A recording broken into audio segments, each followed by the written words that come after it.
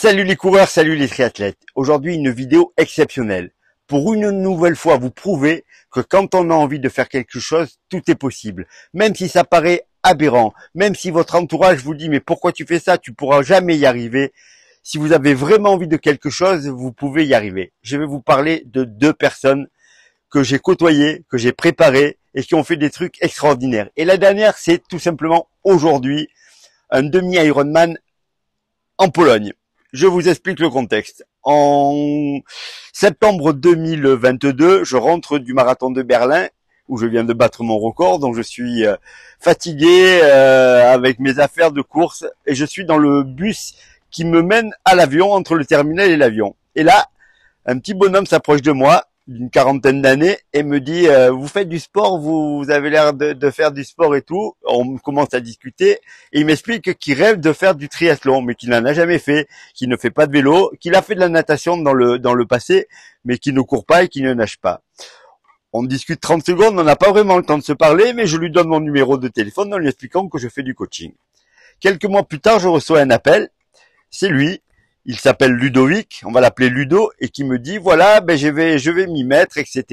Est-ce que tu peux me préparer? Donc on discute, on fait ce que je fais d'habitude avec les nouvelles personnes que je coach, petit questionnaire, on fait des visioconférences, on prépare tout ça, et il commence à s'entraîner un petit peu. Il n'a pas de vélo de route, il a un vélo d'appartement, il me dit qu'il en fait régulièrement, donc il commence à faire du vélo d'appartement. Très vite, il se blesse et il est obligé d'arrêter.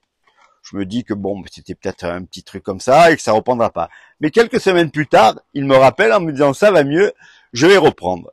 Et j'ai décidé, j'ai envie de faire un demi-Ironman. Ok, pourquoi pas.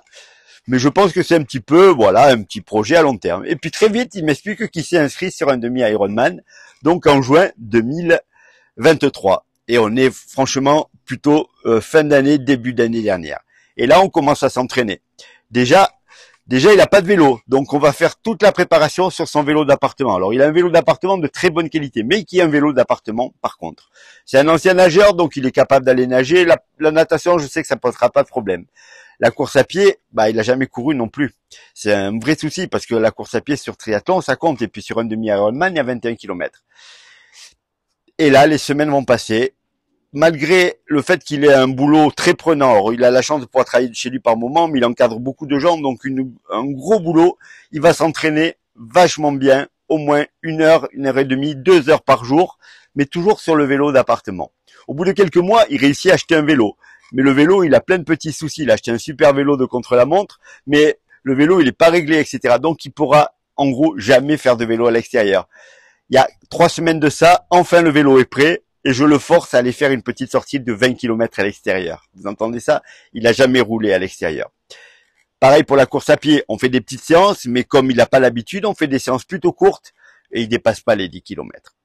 Et on se retrouve la semaine dernière, le vélo qui est enfin en état de marche, mon ami Ludo qui a fait une belle prépa sur le vélo, qui a bien progressé au niveau watts, etc., qui commence à s'inquiéter un petit peu. Moi, ça fait longtemps que je suis inquiet, mais ça, je lui ai pas dit, parce que ne pas faire de vélo dehors, c'était compliqué. Alors, j'ai beaucoup insisté sur la fin, mais sans lui dire que ça me paraissait très compliqué. Rien que la position du vélo était compliquée. Il réussit à sortir un petit peu. Encore hier, je reçois un message. Il était en Pologne, donc au départ du demi-Ironman, en me disant qu'est-ce que je fais là? Et donc, je l'appelle et je vais passer 1 heure avec lui hier, où je vais essayer de remettre tout en place, en lui disant on va couper l'épreuve en 3 parties. La natation, le vélo et la course à pied. La natation, ça sera pas un problème. Tu sortiras de l'eau puisque tu es un ancien nageur, t'as pas ce problème-là. Ensuite, tu vas partir pour une épreuve de vélo. 3 heures de vélo, tu sais faire. Bon, d'accord, c'est pas sur un vélo extérieur, c'est sur ton entraîneur, mais c'est la même chose. Donc, tu vas te concentrer sur tes 3 heures de vélo en pensant à te ravitailler. Tu ne vas penser qu'à ça, comme si c'était une épreuve unique. Et là, je sais qu'en vélo, il est capable de rouler à 30 à l'heure par rapport au watt qu'il développe à l'entraînement. Par contre, je sais que derrière, la course à pied va être compliquée. Donc, je lui dis, quand tu vas attaquer la course à pied, tu vas oublier tout ce que tu as fait avant. Et on va partir sur une méthode que j'emploie sur les gens qui commencent à courir pour qu'ils aillent faire des distances un peu longues. C'est l'alternance marche-course. Je lui ai demandé de faire du 14 minutes de course, 1 minute de marche, ou 9 minutes de course, 1 minute de marche, en fonction de son état de forme.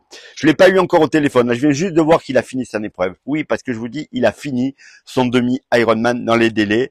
Il a réussi son pari incroyable. En carrément 6 mois de préparer un demi-Ironman sans avoir jamais couru avant, sans jamais avoir fait de vélo à l'extérieur avant. Il a pour cela perdu presque 12 kilos parce qu'il fait 1m70 environ, je pense. Il était plutôt à 90 kilos. Aujourd'hui, il doit être à 70 kilos. Il est même peut-être un peu plus petit que ça. Donc, je suis vraiment super content qu'il ait réussi son pari. Il a été très courageux. Je parle même pas de la tendinite à l'épaule qui l'a empêché de nager. Enfin, moi, je vous évite tout ce qu'il y a autour parce que c'était aberrant qu'il puisse faire un demi-Ironman. Cependant, il l'a fait. Et c'est fantastique. Voilà. Déjà, donc, un immense bravo à Ludo, mais à tous les Ludos de la Terre qui vont se lancer dans des défis pas possibles. Je vais vous parler de quelqu'un d'autre, qui est un ancien collègue de travail. J'ai travaillé dans une grosse boîte marseillaise avant de faire du coaching à plein temps. J'étais acheteur dans une boîte et il y avait un chef des ventes, je crois de la grande distribution, qui était un ancien rugbyman international à prime, un ancien pilier gauche, tout petit, 1m70, mais qui en 2010 faisait 110 kilos encore, mais il avait arrêté le rugby depuis longtemps. Et moi, je faisais des Ironman à l'époque. Dans la boîte, tout le monde était un peu au courant. J'étais un petit peu la vedette du truc. Il y avait le journal interne, on parlait de mes courses, etc. Et un jour, j'étais en train de manger dans le réfectoire et je vois mon copain Ali qui s'approche de moi, qui s'assoit en face de moi et qui me dit Michel, ouais, j'aimerais faire du triathlon. Je le regarde. Au fond de moi, je me dis ouais, mais Ali, tu es un petit peu gros, enfin bon, ok. Et puis on commence à discuter et je lui dis bon, mais tu nages comment, Ali? Il me dit ben franchement, je sais pas nager encore. Ah, d'accord, ok. Et par contre, le vélo, t'en as fait beaucoup? Même, il me dit non, le vélo, j'ai pas de vélo, j'en ai jamais fait. Je lui dis quand t'as couru? Il me dit oui, ben quand je faisais le rugby, je courais un peu. Je dis donc en fait, tu nages pas, tu cours pas et tu fais pas de vélo. Ok. Et tu veux faire quoi comme triathlon? Il me dit ben moi je veux faire un Ironman comme toi. Là dans ma tête, je me dis bon, il se rend pas bien compte, mais je vais lui dire qu'on va regarder un petit peu, etc. Et moi j'allais nager tous les jours entre midi et deux à la piscine à cette époque-là. Je l'amène à la piscine avec moi, on se met à l'eau et sur 25 mètres, franchement, il manque de se noyer. Et là, je lui dis, tu es sûr, Ali, et tout. Il me dit, ouais, j'ai très envie et tout, je vais m'y mettre, qu'est-ce que je dois faire, etc. Donc, on établit un programme d'entraînement, on va nager ensemble entre midi et deux. J'arrive plus ou moins avec un pool boy à le faire un petit peu nager. On commence, je lui fais acheter un vélo, on commence à acheter un vélo. Il fait un peu du vélo, mais il fait 20 bornes, il est mort parce que, je vous dis, il fait 1m70, 110 kilos.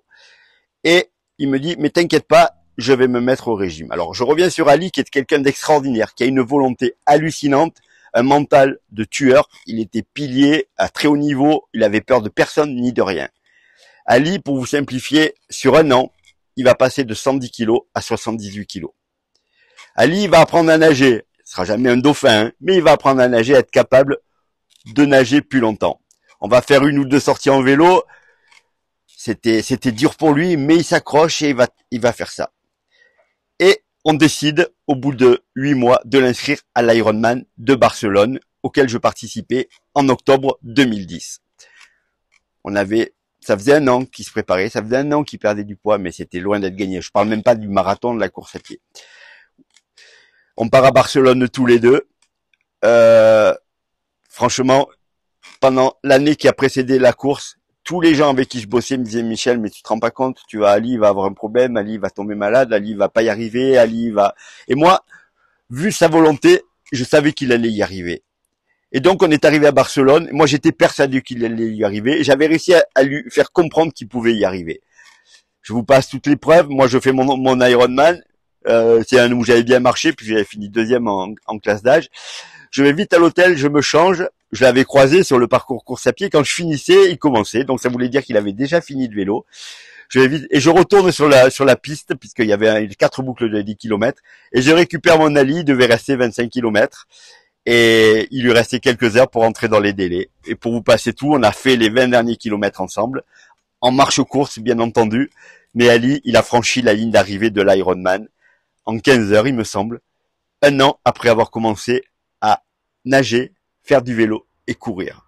Mais c'était un exploit, mais titanesque, parce que là, c'est plus un demi-Ironman, c'est un Ironman. Et tous ceux qui font du triathlon connaissent la différence. On n'est plus du tout dans le même monde. Comme courir un semi-marathon ou courir un marathon, c'est pas juste 2 fois plus de distance. Ça demande un investissement pas possible, ça demande un courage pas possible. Eh ben, Ali, il avait réussi. Comme Ludo aujourd'hui, Ali, il avait peur de rien. Ali, il s'est dit, je vais le faire. Et tout autour de lui, tout le monde lui disait, ne le fais pas, tu n'y arriveras pas.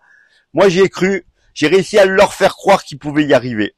Et ils y sont arrivés. Donc, ce que je veux vous dire aujourd'hui, c'est Si vous avez envie de quelque chose, donnez-vous les moyens de le faire. Regardez si c'est possible de le faire. Parce que si demain vous me dites je vais faire un Ironman, mais que vous pouvez vous entraîner que 2 fois par semaine, ça va pas le faire.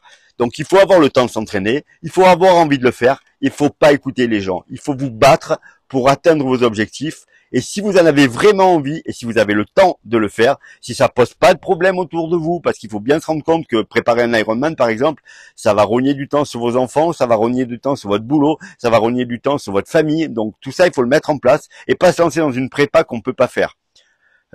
Si vous faites du marathon, c'est plus simple parce qu'il y a besoin de moins de temps. Mais dès qu'on fait du triathlon, il faut faire beaucoup de vélo et ça prend énormément de temps. Donc, il faut bien vérifier qu'on puisse faire la chose.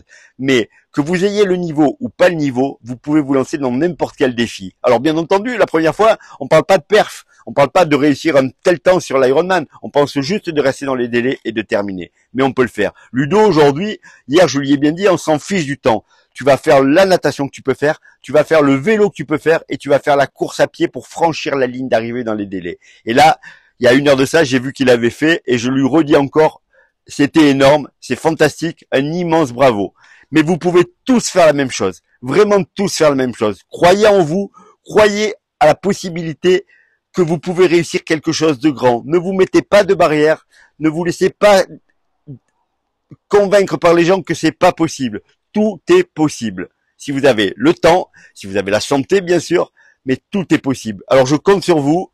Allez vous entraîner. Mettez des défis incroyables et faites tout pour les atteindre. Je vous dis à bientôt à tous. Bonne fin de dimanche et profitez des beaux jours parce qu'il commence à en faire partout pour vous régaler en faisant du sport. À bientôt les coureurs, à bientôt les triathlètes.